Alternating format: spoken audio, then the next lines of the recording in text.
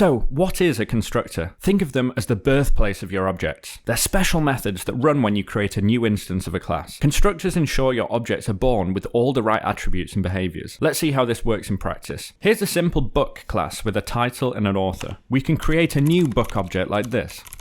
When we type new and then the name of a class, we're calling a constructor. But we didn't actually write a constructor in our book class. Java provided a default constructor for us. We could write the default constructor ourselves like this. It looks like an ordinary method, but it has some important differences. The main two to note at this point are that it has no return type, not even void, and it has the same name as the class. There are more advanced differences too, but we'll cover those later. Let's try to print the title and author of our book. See those nulls? The fields are initialized to their default values, which is null for strings. We could set the title and author after creating the object, like this. However, relying solely on default constructors can lead to incomplete or improperly initialized objects, which can cause issues down the line, for instance if you forget to set a field.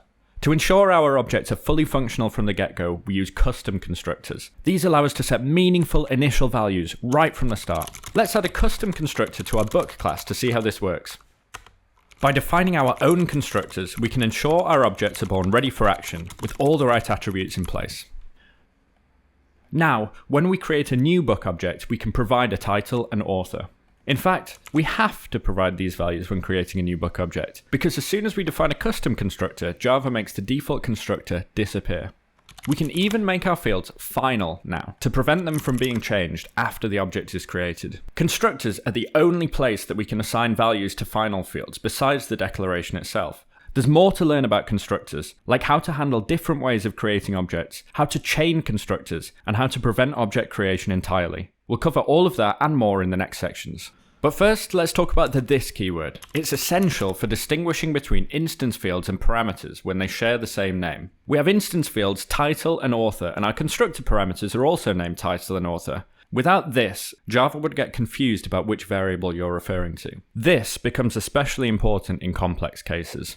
But what if a single constructor isn't enough to cover all scenarios? In many cases, you'll need multiple ways to create an object, each suited to different situations. This is where constructor overloading comes in, and the this keyword plays a crucial role. Let's explore how we can leverage multiple constructors. Sometimes you need options. Let's add an optional publication year to our book class. With constructor overloading, we can now create a book with or without a publication year. Overloading constructors allows you to provide different levels of detail when creating an object, tailored to the specific needs of your application. Now let's take it a step further with constructor chaining. This technique links multiple constructors together. Constructor chaining is a powerful technique where one constructor calls another. Here, the first constructor calls the second, defaulting the year to 0 if it's not provided. By using this, you can create a sequence where each constructor builds on the previous one, leading to cleaner and more maintainable code. It's usually a good idea to have one constructor that does all the work, and then have other constructors call that one, providing default values where needed.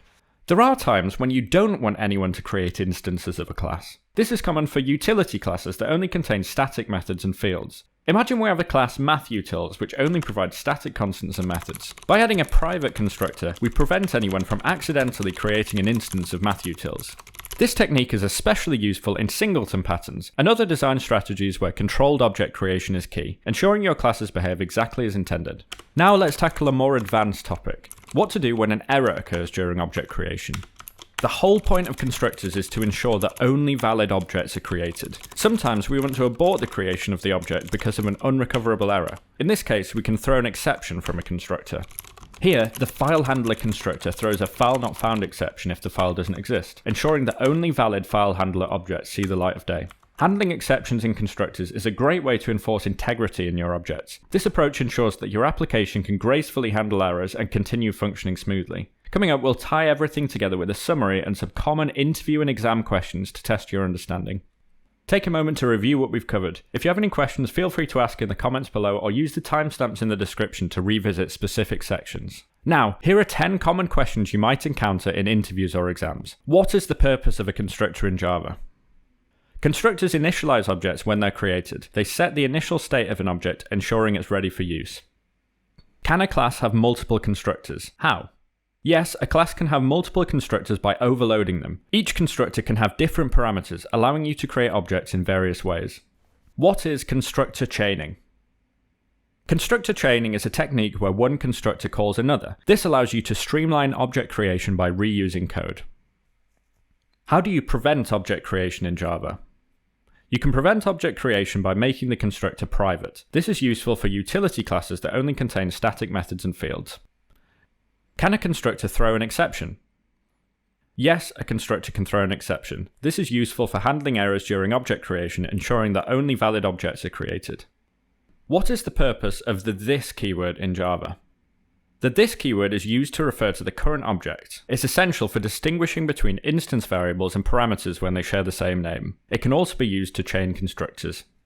What is the difference between a constructor and a method? Constructors have the same name as the class, have no return type, and are called when an object is created. Methods can have any name, have a return type, and are called to perform specific actions.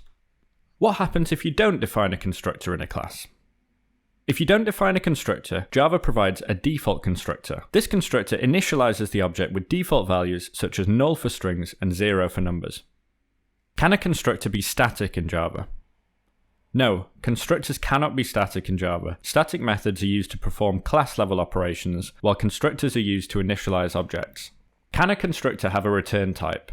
No, a constructor cannot have a return type, not even void. Constructors are called when an object is created and are used to initialize the object, not to return a value. Please like, comment, and subscribe, and don't forget to hit the bell to make sure you don't miss any new videos.